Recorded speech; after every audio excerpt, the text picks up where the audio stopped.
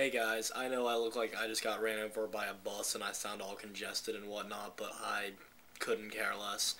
I just finished watching Ash Ketchum's The Girl Next Door, and I must say that from all that I heard about it being very disturbing, it was definitely a very disturbing film. Now, sorry, I'm not a huge fan of torture movies.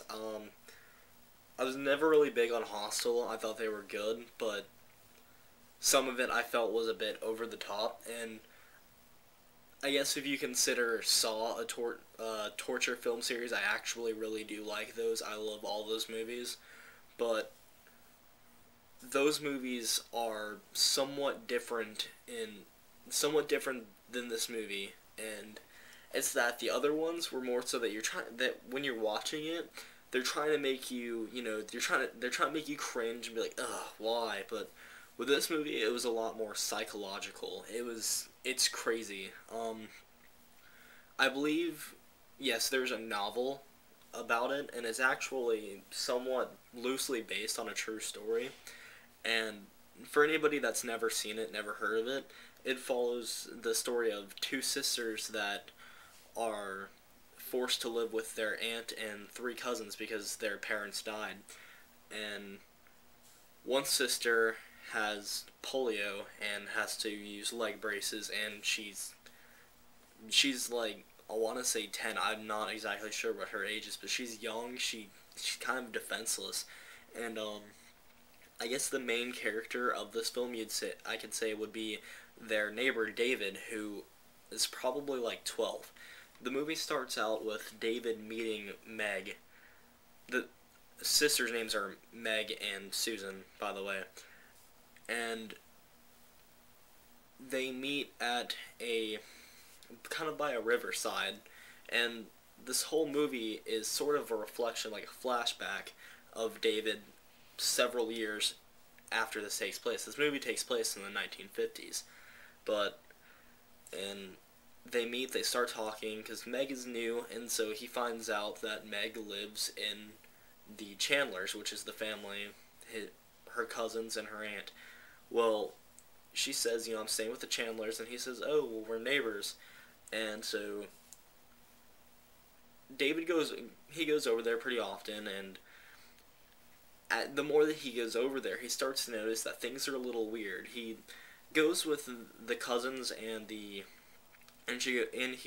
Meg would tag along. Sorry, I'm tired and I'm talking like an idiot, but they would all go and they'd go to the carnival. Of course, Susan would stay home. She has polio, and she would stay home with their Aunt Ruth.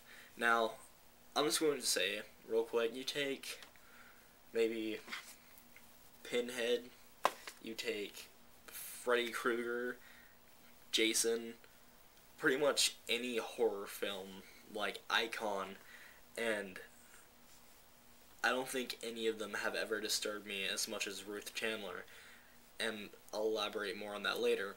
But as I was saying, they go to the carnival and they start talking and stuff, and then eventually Meg tells David, well, Ruth doesn't let me eat, and so he secretly buys her food.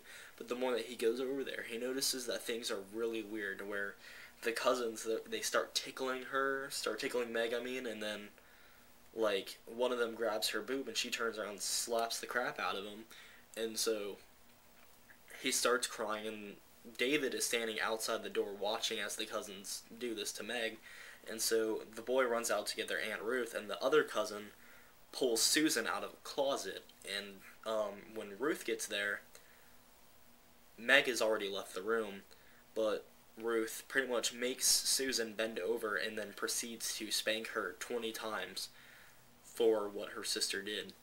And now, just from this, like, I kind of had to, like, shield my eyes a little bit, because it's a little hard to watch a defenseless little girl just getting beat for no reason. And when I thought that was a bitter pill to swallow, things only escalated from there. Like, things got so bad. Like, eventually they would tie Meg up and they would strip her down and do all sorts of stuff. And David, friends with all of them, but he's starting to realize, this is not right, but he doesn't do anything because he can't really, he's trying to mind his own business, and he doesn't want anything to happen to him if he were to maybe tell his parents or tell the police. But in the movie centers around how when Meg is told to do something or anything and she disobeys or disrespects Aunt Ruth, her sister will have to get beat.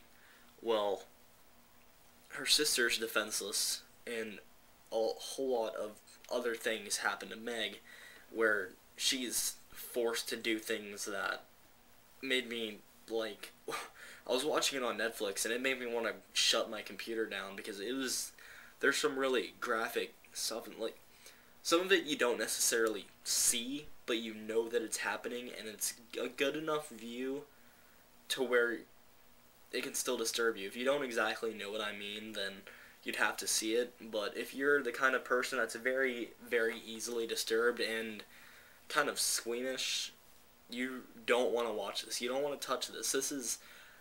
It's a very, very good movie, but it is incredibly obscene at some points. And just a lot of it, when you really think about it, is just so sick. And then you think about it even more, that this is based on a true story. That, I can't fathom that. But overall, I'd give this movie a 3.5 out of 5. Just, some of the acting I didn't think was done as well as it could have. Like, the acting was very good, but some of it was a little, I don't know, and just overall, it wasn't the best film ever. It was good, but it's not something that I'd watch over and over again or anything like that.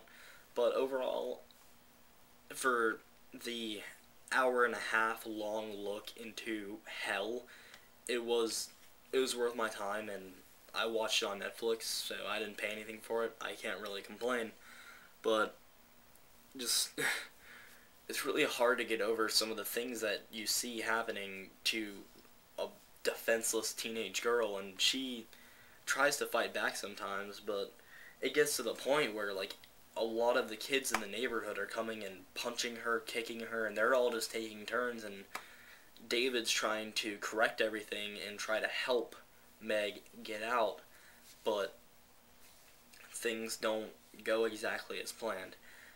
Anybody who has seen the movie would understand.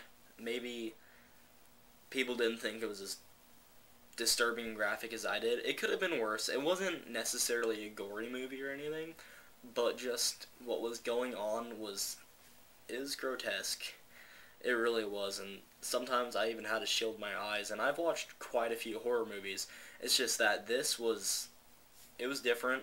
It was different. It was a different kind of movie, and I might actually try to read the book. From what I've read, the book has a different ending than the movie, so I'll have to look into that. But 3.5 out of 5. It was decent, and if you're really looking for something that is not necessarily going to scare you, but you're going to watch it and think, what am I doing to myself, then this is definitely a movie to check out. There were more moments of David trying to figure out what's going on, trying to think to himself how he can help, than there was actual graphic scenes, but the graphic scenes one would already be bad enough, and then the next would be 5 times worse. It's really strange, and if you like horror movies that will definitely screw with your mind somehow or another, I highly suggest you watch this at least once. But that's all I've got to say. I thought it was pretty good, and tell me if you guys have seen it, what you think. If you think it sucks, if you thought it was good, if you think this review sucks and that I'm an idiot, or if you think the review is good, anything else. But bye.